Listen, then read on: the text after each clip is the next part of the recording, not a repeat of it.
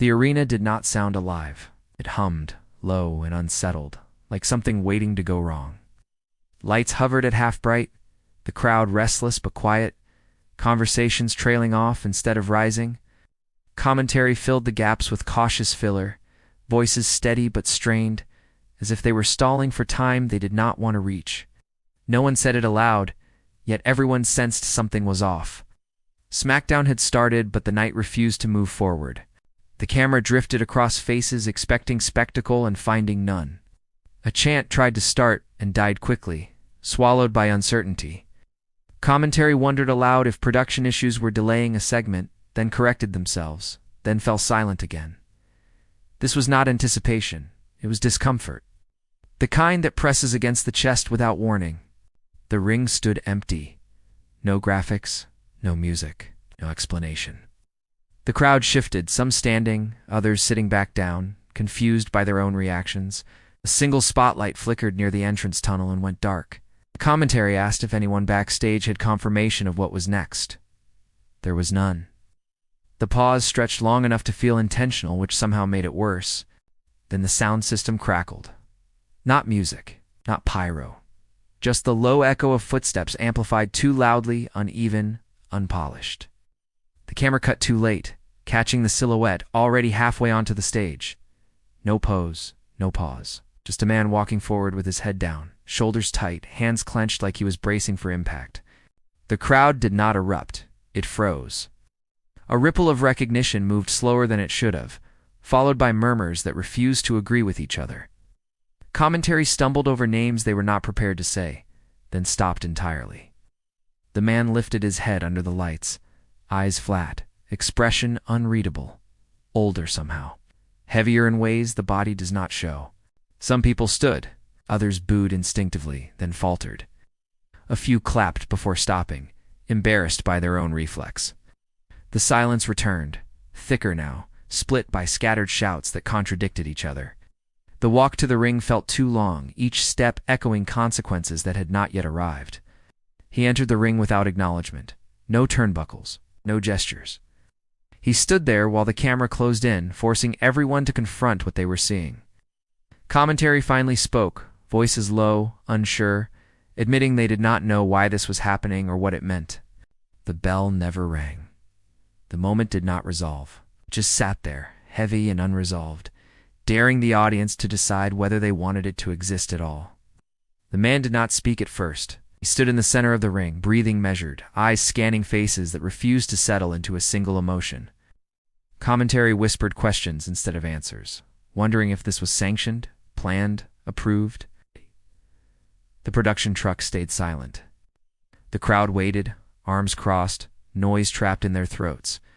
When he finally reached for the microphone, the sound echoed too loudly, a harsh reminder of how quiet everything else had become. He held it near his mouth, then lowered it again, as if reconsidering whether words would help or make it worse. A chant tried to form, fractured immediately by boos from another section. The division felt physical. He spoke slowly, not performing, not projecting. Voice carried weight without polish. He said he knew this was not what anyone wanted to see. That line landed wrong, stirring anger in some, guilt in others. Commentary fell silent again, letting the words exist without framing. He did not apologize. That absence drew more reaction than any apology could have. He talked about being told not to come back, not tonight, not ever. He talked about promises broken quietly in offices without cameras. Each sentence felt like it crossed a line that could not be uncrossed. The crowd responded unevenly. Some yelled for him to leave. Others told him to finish. A woman near the barricade shook her head, hands covering her mouth. The camera lingered too long. Commentary acknowledged the tension, admitting this was uncomfortable, admitting they did not know where this was headed.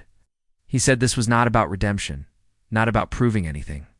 He said it was about being seen one last time on his own terms. That phrase split the arena. Applause rose from one side while the other answered with sharp boos. Right. Neither side overwhelmed the other. Security appeared near the ramp, visible but hesitant. He noticed them and smirked briefly, the first hint of emotion. He asked if this was where they dragged him out. The question hung unanswered. Commentary wondered aloud who had authorized this. voices cracking slightly under the pressure of not knowing. He set the microphone down gently, almost respectfully, and stepped back. The lights dimmed further, focusing on his face. The crowd noise dropped again, replaced by an uneasy stillness.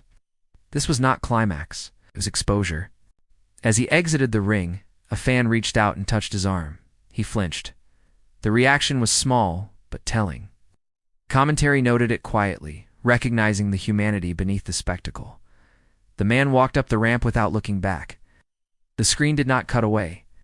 The camera followed him through the curtain, breaking an unspoken rule. The moment spilled beyond the ring, and everyone realized this was no longer contained. Whatever had just happened was not ending tonight. Backstage was chaos disguised as professionalism. Producers whispered urgently, headsets half removed, eyes darting toward the curtain he had passed through. Wrestlers stood in clusters, arms folded, faces tight with expressions they could not show on camera.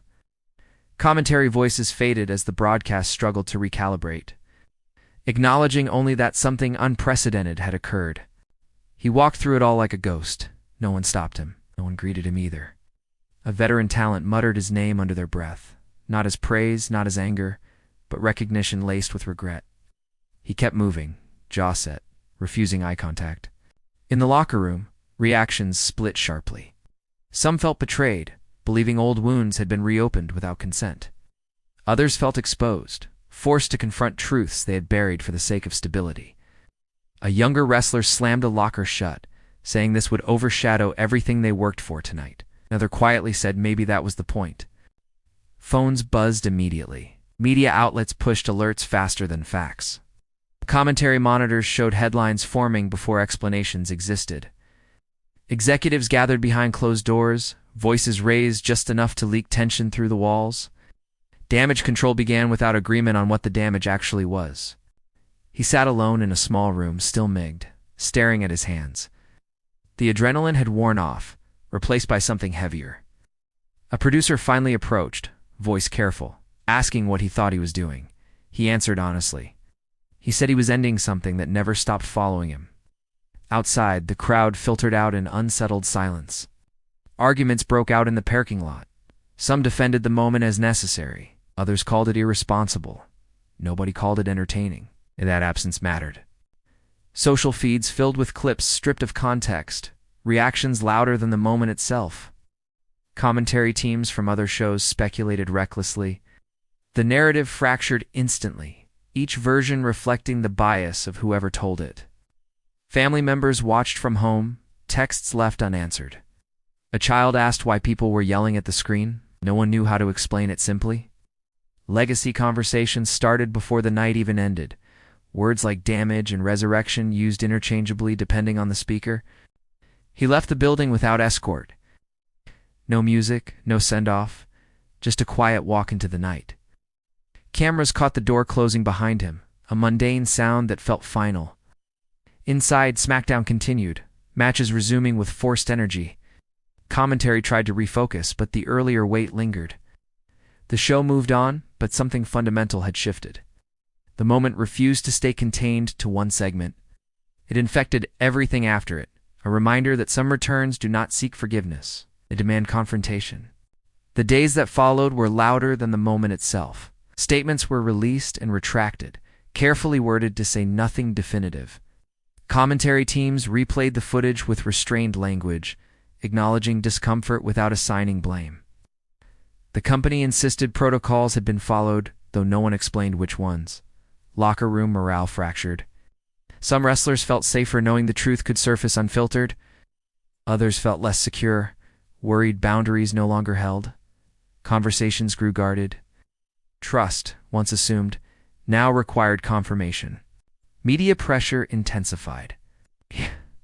Interviews asked whether this moment set a precedent or exposed a failure. No.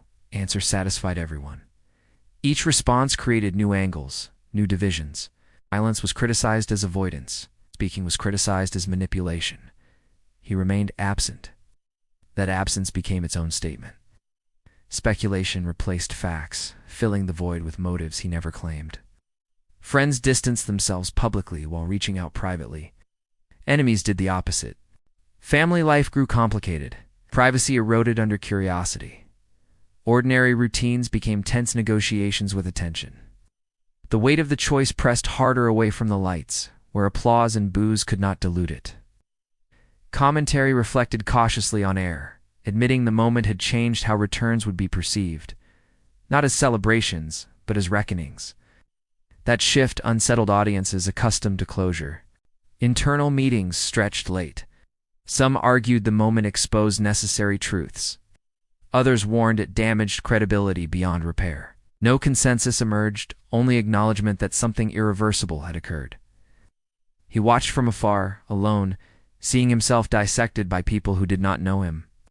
Regret surfaced, not for doing it, but for underestimating the fallout. The truth had landed, but it had not healed anything. Industry debated whether he should be erased or reintegrated. Both options carried consequences. Neither felt clean. The conversation itself became the legacy. Fans argued long into the night online, drawing lines that revealed more about themselves than about him. The moment became a mirror, reflecting discomfort back at anyone who engaged with it. What lingered was not the image of him standing in the ring, but the silence that followed. That silence refused to fade, reminding everyone that some moments are not meant to entertain, only to expose. Weeks later, the footage still aired, unaltered, before select broadcasts, not as promotion, as context. Commentary introduced it with restraint, acknowledging its impact without instructing viewers how to feel. The crowd reactions on replay felt different now, less shocking, more sad. He finally spoke again, not on television, but in a quiet statement released without fanfare. He did not defend himself. He did not attack anyone. He said only that the moment was necessary for him, regardless of how it was received. The honesty unsettled people more than any accusation could have. Backstage, some wounds softened, others calcified. Careers continued, but with added caution. Wrestlers weighed their words differently, aware that silence and speech both carried risk. Legacy discussions matured into something less reactive.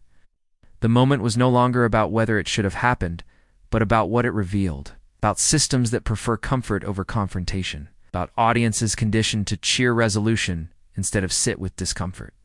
He remained absent from screens. Rumors of a return surfaced and died repeatedly, each time met with mixed reactions. The idea alone carried weight. No one asked what story he would tell next. They asked whether the environment could handle it. Families adapted. Children stopped asking questions. Life resumed, altered, but moving. The personal cost became clearer without cameras amplifying it. Commentary one night referenced the moment obliquely, calling it a turning point they wished had not been necessary. The phrasing mattered. It acknowledged regret without denial. Fans who had argued online grew quieter. Debate lost urgency, but not relevance. The moment settled into memory, heavy but instructive. In private, he watched SmackDown again for the first time since that night. The show looked familiar and distant. He recognized faces, storylines, rhythms. He also recognized where he no longer fit. The final image lingered not as spectacle, but as consequence. A man walking into an arena knowing he would leave, carrying more weight than he arrived with. That SmackDown moment did not end careers or ignite triumph. It altered how truth entered the space. It reminded everyone that some returns are not about coming back, but about leaving something behind.